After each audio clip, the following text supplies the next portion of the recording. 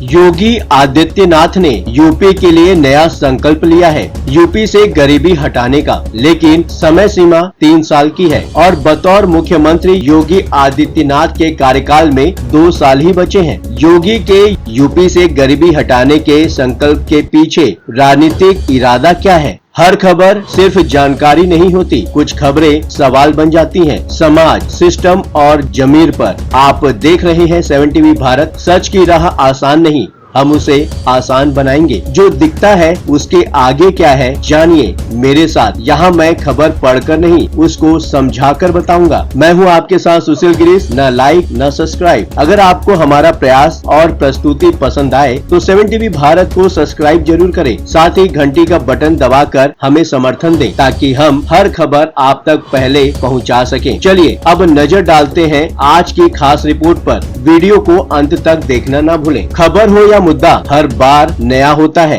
रायगिरी पर गरीबी हटाओ का नारा भारतीय राजनीति का पुराना और आजमाया हुआ हथियार रहा है। गरीबी हटे न हटे, लोगों को राहत और निजात मिले न मिले, लेकिन गरीबी का मुद्दा चुनाव जीतने का रामबाण नुस्खा तो साबित होता ही है। पूर्व प्रधानमंत्री इंदिरा गांधी से लेकर मौजूदा प्रधानमंत्री नरेंद्र मोदी तक सभी ने बारी बारी गरीबी के मुद्दे का मौका देखकर इस्तेमाल किया है, लेकिन सच तो यही है कि गरीबी हटने का नाम ही नहीं लेती। प्रधानमंत्री मोदी ने तो गरीबी को जातीय राजनीति को काउंटर करने का औजार बनाने की भी कोशिश की है। बिहार में जातिगत गणना के बाद प्रधानमंत्री मोदी ने देश की जिन प्रमुख जातियों के नाम गिनाए थे, एक नाम गरीब भी था, जिसका बजट पेश करते समय निर्मला सीतारमण के भाषण में भी जिक्र आया था। और अब उत्तर प्रदेश के मुख्यमंत्री योगी आदित्यनाथ ने वही आजमाया हुआ कारगर हथियार उठा लिया है। योगी आदित्यनाथ का दावा है कि वो उत्तर प्रदेश से गरीबी मिटाकर रहेंगे।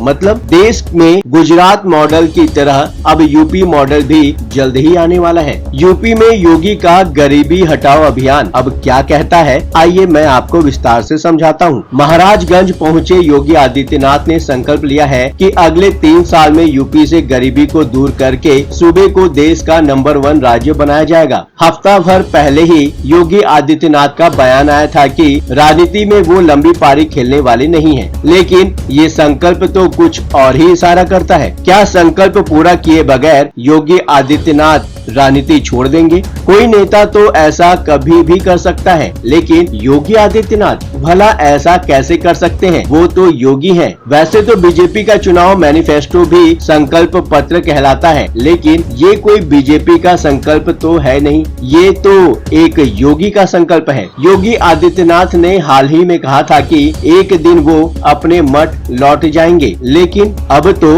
मठ लौटने से पहले योगी आदित्यनाथ को यूपी से गरीबी मिटाने का संकल्प तो पूरा करना ही होगा। योगी आदित्यनाथ ने कहा कि जैसे जीवन के बाकी फील्ड में एक समय सीमा होती है, राजनीति में भी बिल्कुल वही बात लागू होती है। और नए संकल्प के लिए योगी आदित्यनाथ ने 3 साल की डेडलाइन तय की है।